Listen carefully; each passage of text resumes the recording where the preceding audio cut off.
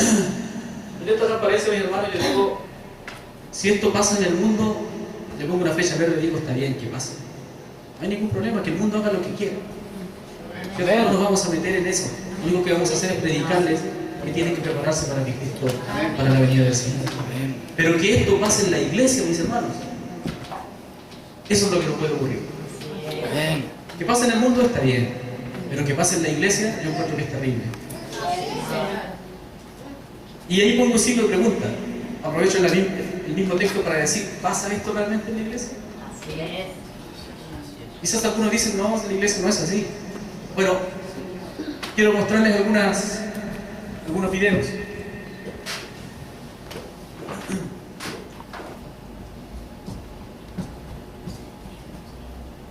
Lo que quiero mostrar con estos videos, mis hermanos, lo que quiero decir en el fondo es que nosotros nos hemos convertido como pueblo cristiano en algo importante para el mundo, pero no importante por lo que predicamos. Si no sabe por qué hemos llegado a ser importantes, porque somos grandes consumidores, porque ayudamos a mover la economía, porque cada vez que nosotros estamos comprando, los economistas están felices porque eso va circulando. Eso es lo que se llama la moneda circulante, o sea, lo que se va moviendo, no lo que está estancado ahí en un banco, sino que se va moviendo. Eso es el activo circulante, y eso a ellos les interesa, porque eso les permite tener buenos números económicos. Y nosotros, como somos tantos millones, ¿cierto?, y nos enorgullecemos para el 30 de octubre, porque dicen, no, si los cristianos ya somos tantos millones en Chile. Entonces todos miran por el ojo y dicen, son hartos. O sea, tenemos que enfocarnos también en ese mercado. ¿Se da cuenta? Somos parte del mercado y nos miran así.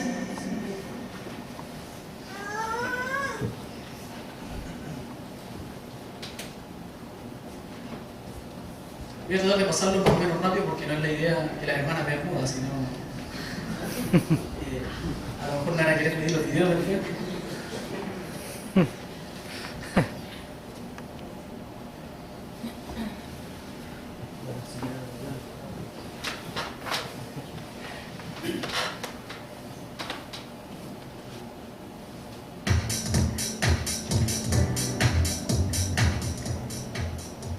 Bueno, aquí esta es una página brasileña. Ahí está la modelo mostrando ropa para cristianas, con sesión de fotos.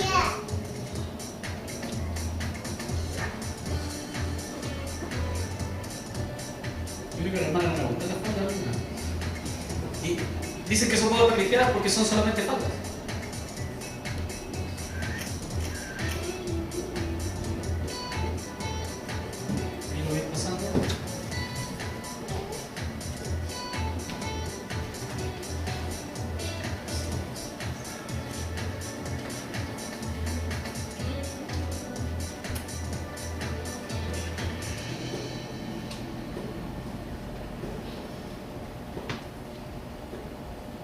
Bueno, casi quería ver la parte donde decía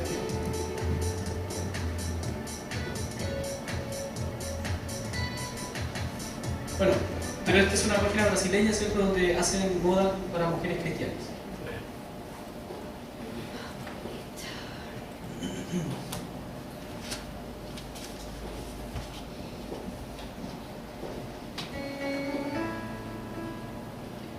Esta es una tienda en España donde también hacen ropa para mujeres cristianas. Y yo dice, bueno, son faldas muy largas, inclusive llegan hasta abajo, hasta el suelo, ¿cierto? Pero no deja de ser moda porque van cambiando temporada por temporada. Es moda.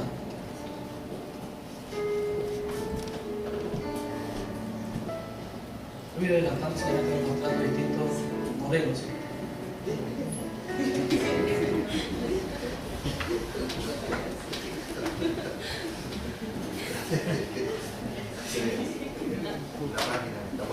Sí, me van a pedir después los links. Bueno, aquí, mire, para que vean ustedes que esto se maneja tal cual como se maneja en el mundo. Este es un tema que los cristianos, ¿ya? Es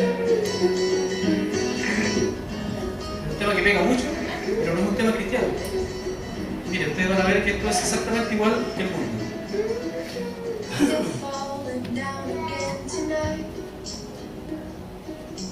Ahí están las modelos, mire, para hacer toda la sesión fotográfica.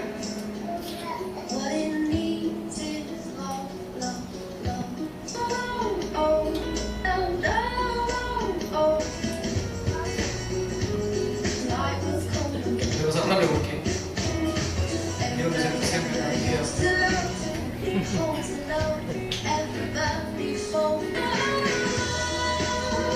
Estas son las modelos que supuestamente son cristianas, no sé si ellas no creo que sean cristianas.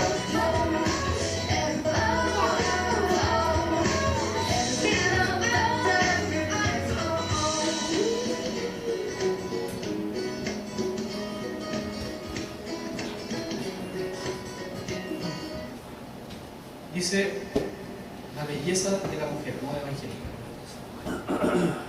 Eso es moda evangélica, ¿se da cuenta? O sea, por el hecho de que no usan pantalones, solo faldas. Pero usted ve que hay una diferencia entre eso y el mundo. No la hay. Pero está claro que somos parte del mercado, ¿cierto? Esa es una página también brasileña. Y este último creo que es una página, creo que es colombiana, no sé.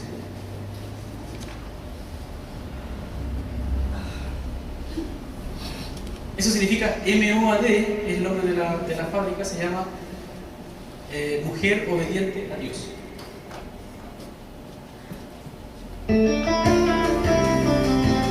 Creaciones Gillette Moa, colecciones Tiene un nombre originales, diferente, faldas largas en jeans, Chanel y 3/4. Visítenos, Centro 008, Cristiano. Bueno, ahí está la propaganda de las faldas, con fotos de música cristiana.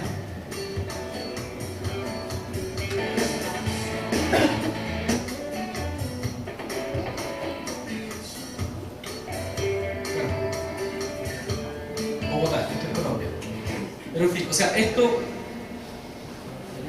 pasa para todo, yo creo que a nivel de todo el mundo. ¿Cierto? Pero en el fondo, mis hermanos, lo que yo quería decir es esto, o sea, somos parte importante del mercado, por eso nos enfocan a nosotros. ¿Y por qué somos parte importante? Porque somos buenos gastadores de plata.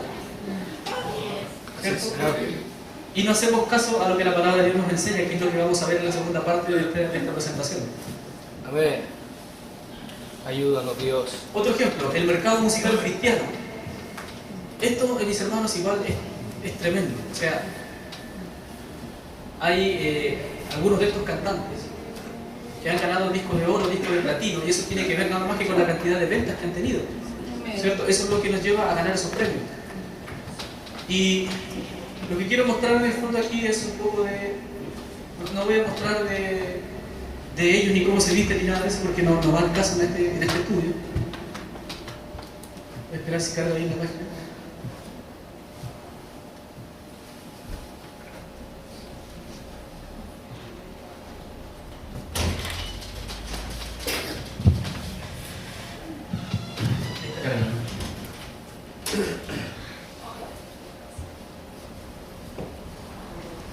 Estoy conectado de aquí a mi casa, por eso demora. Mire, esto es nada más que para mostrarles un listado de toda la cantidad de cantantes cristianos que hay. Esto es solamente lo que son de habla hispana. Aquí usted puede encontrar cada uno de ellos en un grupo distinto y al otro lado también siguen. Y esta lista sigue para abajo.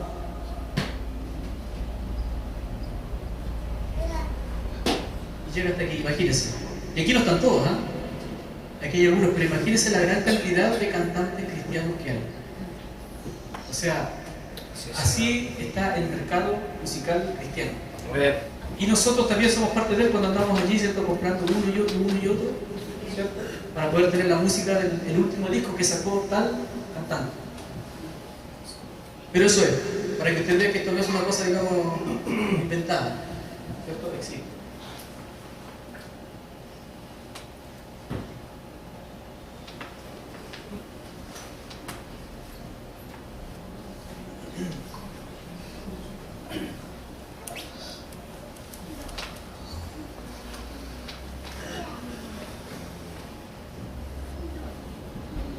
Y aquí hay un listado de cantantes, pero estos cantan en inglés, o sea, hablan en otro lenguaje, digamos, no en español. Aquí tiene toda la tremenda lista. Y esta es una página de 3. O sea, imagínense, esta lista por 3. Son los cantantes de habla inglesa. O sea, así está el mundo y así estamos los cristianos. Totalmente involucrados y metidos en el mercado. El video que veíamos ayer, ¿cierto?, de Marco Witt, donde él le hablaba a los demás, le decía de cómo él generó sorpresa, ¿cierto? Cómo con $1000 logró tener ahora una empresa que tiene millones de dólares. ¿Quién le dio esa empresa? Cada uno de nosotros comprando sus discos. Cada uno de los cristianos, ¿cierto?, que fue comprando sus discos, lo hizo a él ganar millones de pesos. Y eso es lo que a él le motivaba, ¿cierto?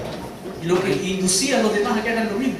A ver, ¿Cierto? A que se tiren a la piscina, como decimos nosotros, ¿cierto? A que se atrevan, a que lo hagan y a que podían tener cosas mejores que las que él había logrado.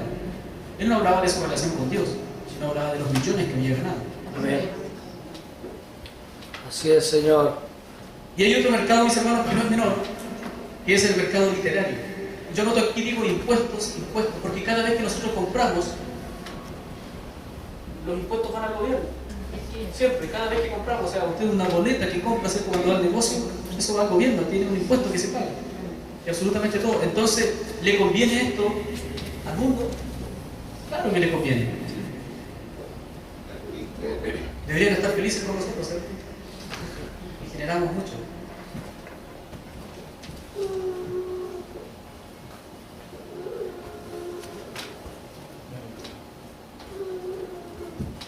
Esta página es solo un ejemplo. Páginas como esta, mis hermanos, hay miles de internet.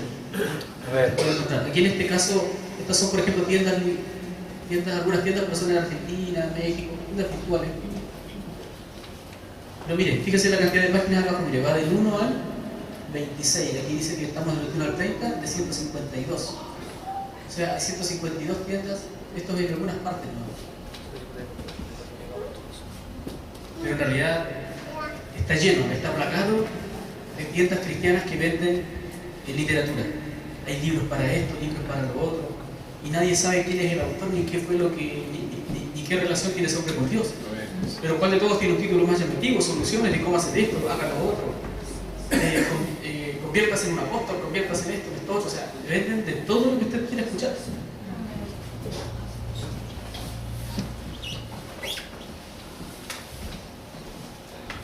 Bueno, pasemos a la parte que nos interesa. amén. ¿Qué dice la palabra de Dios al respecto? ¿Cierto? Aquí vamos a entrar en tierra derecha. Amén. Empecemos primero con lo que es bienes y lo que es el consumismo. Yo le puse ahí, es igual vanidad. O sea, es vanidad. Cuando decimos vanidad se refiere a algo banal. Que a veces la palabra vanidad se interpreta como, por ejemplo, en el caso de la mujer, que una mujer sea vanidosa porque se mira al espejo todo el día, no, pero la palabra vanidad tiene relación con algo que es banal, con algo que es vano, que no sirve, que al final del día se acaba, se va, no tiene sentido. Eso es vanidad. Y aquí hay un versículo que está en Eclesiastés, capítulo 5, versículo 10, donde Salomón dice: cuando aumentan los bienes, también aumentan los que lo consumen. O sea, hermano, aunque tú compres toda una despensa, se te va a acabar. Porque también van a aumentar los que consumen. O sea, en el fondo de aquí queda nada. Eso es lo que dice Eclesiastés. Tú puedes comprar mucho, pero todo se te va a acabar. A lo mejor puedes tener más, ¿cierto? Pero van a llegar más y te lo van a consumir igual. Nada de lo que tú compres se te va a quedar. En el fondo eso es lo que está diciendo. Nada queda en el bolsillo, todo se va. Por eso dice que al final es vanidad. ¿Cierto? Aumentan los bienes, aumentan los que lo consumen. O sea, quedamos así, con una balanza, incluso gráficamente hay una balanza que siempre está ahí. A lo mejor en algún momento, ¿cierto?, subieron los bienes, tienes más bienes, empezó a bajar esto, pero también aumentó el consumo y empieza a quedar igual. Y esto pasa, mis hermanos, con el tema de las remuneraciones. Hay gente que piensa que porque un hermano gana más plata, a ese hermano le está sobrando la plata. Pero ¿sabes lo que en realidad pasa? Que si el hermano que gasta menos plata se compra una tele de 25 o 26 pulgadas, el hermano que gasta más plata se va a comprar una de 40. Pero en el fondo se va a gastar igual todo lo que tiene. Y eso es lo que está diciendo Eclesiastés. Y efectivamente es lo que pasa. ¿Entiendes? A veces existe el terror en la mente. Dicen, no, que si el hermano gana plata. Y el hermano que gana más plata gasta más. Y el que gana menos plata gasta menos. Pero en el fondo todo se va, todo se gasta. ¿Cierto? Y está escrito que es así. Por eso yo puse esta balanza que es así. Y efectivamente es así. O sea, lo que tenemos lo consumimos y siempre es lo mismo. Lo que Tenemos lo que, si tengo más cosas, simplemente voy a consumir más. Pero ¿qué es lo que nos enseña la Biblia? La Biblia nos dice que debemos vivir con lo necesario. Proverbios 30, versículo 8. Vanidad y palabra mentirosa aparta de mí. No me den pobreza ni riquezas. Manténme del pan necesario. No sea que me sacie y te niegue y diga quién es Jehová, o que siendo pobre hurte y blasfeme el nombre de mi Dios. Hermanos, esta es una oración de tremenda sabiduría de Salomón, cuando le pedía a Dios mantenerme del pan necesario. Porque sabe que si tenemos mucho nos hace mal. Amén. Si tenemos poco también nos puede hacer mal. Entonces, qué sabio que es pedirle a Dios que me dé lo que yo necesito. Pero ¿sabe lo que tenemos que tener claro primero? Nosotros decir qué es lo que necesitamos. Porque si yo no tengo claro qué es lo que necesito, nunca voy a estar satisfecho. Si yo quiero tener cosas que realmente, a lo mejor para mí son una necesidad, pero en realidad no lo son, tampoco voy a estar satisfecho. Pero lo que la palabra de Dios nos enseña es que nosotros debemos vivir con lo que necesitamos. El apóstol Pablo le dice a Timoteo, capítulo 6, versículo 6, pero gran ganancia es la piedad acompañada de contentamiento, porque nada hemos traído a este mundo y sin duda nada podremos sacar. Así que teniendo sustento y abrigo, estemos contentos con esto. Amén. ¿Sabe lo que necesitamos nosotros como personas? Alimentarnos. Es una necesidad básica. Amén. Necesitamos el abrigo, necesitamos la ropa, la calefacción. Son cosas que tienen que estar. Necesitamos un lugar donde vivir, eso es parte del abrigo. Y con eso, dice la palabra del Señor, que estamos completos. Si tenemos eso, sintámonos completos en el Señor y aprendamos a vivir de esta manera. Piedad acompañada de contentamiento. Yo algunas veces, ¿cierto? He predicado en este versículo, y siempre digo lo mismo, que no sacamos nada de decir yo soy cristiano y andar arruinados por la vida. Amén. Yo soy un hombre piadoso, ¿cierto? Que significa que yo hago las cosas que Dios me pide. Eso significa ser piadoso. Soy un hombre que hago la voluntad de Dios. Pero ¿qué saco yo de decir, sabes que si yo soy piadoso y hago la voluntad de Dios y todo el mundo me ve que ando triste por la vida? El cristiano debiera andar con una sonrisa en la cara, porque tiene el tesoro más grande, que es la salvación que Dios le dio. Amén. Entonces dice que es de ganancia si nuestra piedad la acompañamos con contentamiento. Para poder estar contentos, mis hermanos, tenemos que sentirnos satisfechos. Si no nos sentimos satisfechos, nunca vamos a estar contentos. Para eso tenemos que entender, ¿cierto?, que lo que nosotros necesitamos es esto: el sustento y el abrigo. Sí, Señor, amén. Bueno, en Lucas 12, 13, 31 tenemos el mensaje, ¿cierto?, de este rico insensato. Este rico que Jesús amó, porque dice que Jesús lo amó, porque era un hombre que efectivamente había cumplido los mandamientos. Pero ¿sabe cuál es el problema que él tenía? Que para él eran muy importantes sus riquezas y sus bienes. Eso era importante para él. Amén. Porque cuando Jesús le dijo, vende lo que posees y dáselo a los pobres, entonces este hombre pensó que era mucho para él y se fue. No fue capaz de hacerlo. Lo mismo nos puede pasar a nosotros, mis hermanos, si nosotros tenemos más que esto. Si yo me compro un vehículo que me costó 16 millones de pesos, ¿sabe que voy a estar todo el día preocupado que no me lo rayen? Que voy a dejar estacionado afuera y voy a estar salir a cada rato a mirar qué le pasó. ¿Cierto? Voy a escuchar un golpe y voy a correr afuera para mirar si no fue mi auto que lo chocaron. Porque dice la palabra de Dios que donde está nuestro tesoro, allí está nuestro corazón. Amén, sí, Señor. Bendito Dios. Esto es algo que anoté yo. Dice, ¿cuándo se encuentra la satisfacción? Cuando se satisfacen nuestras necesidades. No es más que eso. Ahí debemos estar satisfechos. Dios me da lo que necesito, entonces debo estar satisfecho. Amén, sí, Señor. No debo seguir buscando más. ¿Cierto? Las cosas tienen que tener un límite. Y el punto es que nuestras necesidades estén satisfechas. Amén. Si eso está pasando, mis hermanos, estemos felices. Señor. Entonces la Biblia nos enseña primero, ¿cierto?, a vivir con lo necesario. Y miren lo que nos dice el apóstol Pablo en Colosenses. Porque en él, puse entre paréntesis, el Señor Jesús, lo que quiere decir, habita corporalmente toda la plenitud de la deidad, y vosotros estáis completos en él. Amén. Qué difícil que es vivir este versículo, hermanos. Amén, sí, Señor. Qué difícil que es sentirse, ¿cierto?, que si tenemos a Dios lo tenemos todo. Amén. Cuesta, porque hay que tener fe. Hay que tener fe para esto. A lo mejor es fácil decirlo, pero el punto en nosotros no es decirlo, el punto es vivirlo. ¿Cierto? Entonces dice que si tenemos a Jesús en Él, estamos completos. Sí, Señor. Porque mire, porque Él es la cabeza de todo principado y potestad. O sea, todas las cosas están en control de Dios. Amén. Incluida nuestra vida y nuestras necesidades.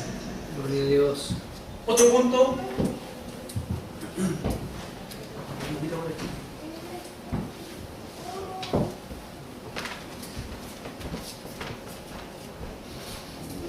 Yo puse ahí: el cristiano debe estar preparado. Pero lo que quiero decir con esto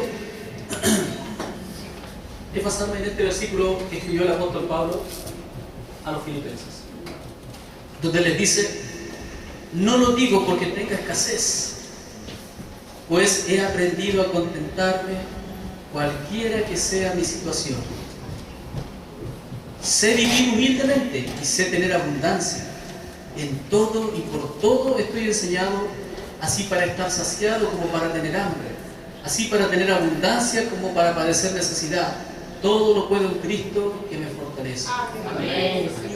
Este versículo de todo lo puedo en Cristo que me fortalece, nosotros muchas veces lo tomamos en otro sentido. En el contexto en que el apóstol Pablo lo escribió, está en esto. Está justamente en el tema que estamos hablando.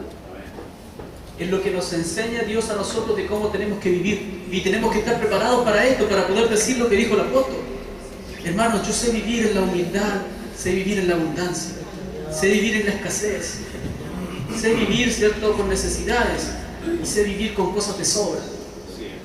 ¿Estaremos preparados para eso? ¿Seremos capaces de pasar hambre? Que el Señor nos ayude, ¿cierto? Porque el cristiano debe estar preparado para esto. Encuentro lo que dice aquí el apóstol Pablo es maravilloso. Y por eso él dice: todo lo puedo en Cristo que me fortalece. O sea, si Dios me da mucho, bien. Si Dios me da poco, bien. Amén. Amén.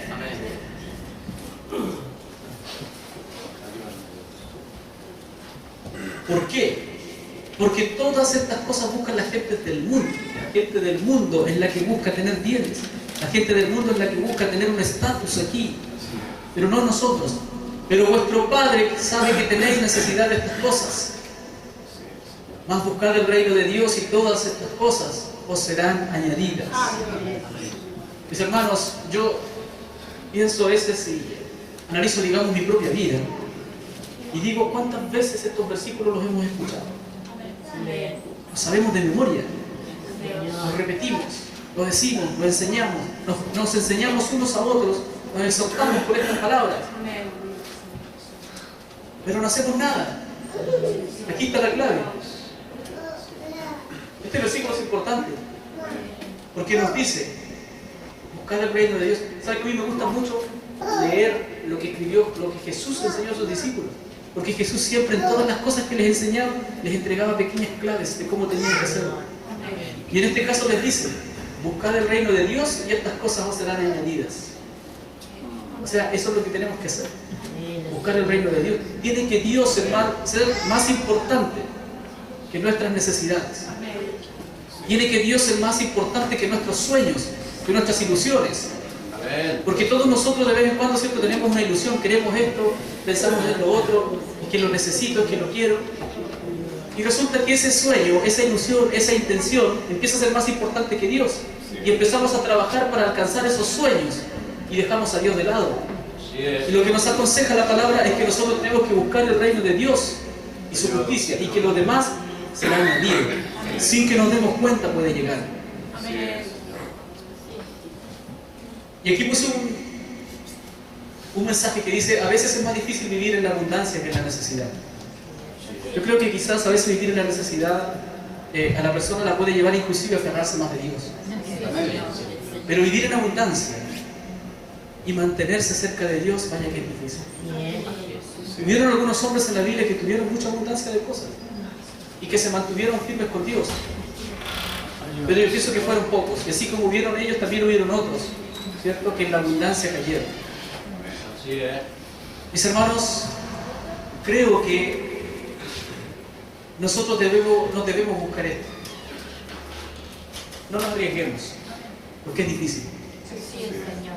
Y a lo mejor podemos terminar fuera del camino de Dios por tener estas cosas. Hagamos la oración que vimos hace un momento atrás, ¿cierto? La oración que hizo Salomón. Manténme del pan necesario. Amén. Creo que esa es la sabiduría más grande, la forma más sabia en la que podemos pedirle a nuestro Dios. Amén. Manténme del pan necesario. Otro punto es que la palabra de Dios nos enseña a vivir sin amor a las riquezas. Primero Timoteo, el apóstol Pablo dice: porque los que quieren enriquecerse caen en tentación y lazo, y en muchas codicias necias y dañosas, que hunden a los hombres en destrucción y perdición. Lo que hablábamos hace un momento atrás, el gráfico que vimos, cómo subía la deuda con respecto al ingreso de los hogares. Justamente, los que quieren enriquecerse caen en tentación y lazo. ¿Acaso muchos de nosotros no estamos amarrados en una tienda? ¿Acaso no tenemos que ir todos los meses a pagar una plata allí?